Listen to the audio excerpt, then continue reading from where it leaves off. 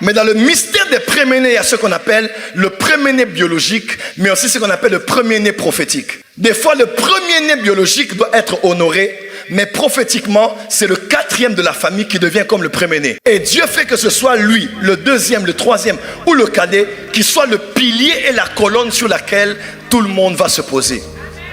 Je décrète et déclare ce soir ici.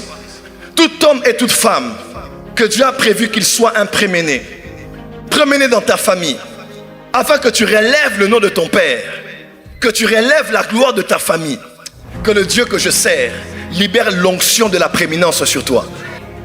Dans cette même famille, ils avaient un scénario répétitif qui faisait que les hommes, à part dans le mariage, ils aient des enfants hors mariage.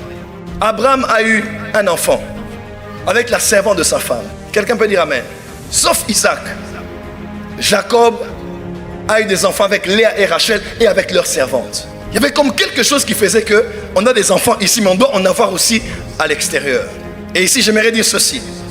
Il est possible que ceux qui attaquaient la première génération n'attaquent pas la deuxième. Mais puisqu'elle est dans le sang, elle peut aller vers la troisième. De la même manière que des fois, des enfants ne ressemblent pas à leur père, physionomiquement parlant, mais ressemblent à leur grand-père. Ils ressemblent à leurs oncles. Il est possible que quelque chose n'impacte pas directement les enfants, mais impacte les enfants des enfants.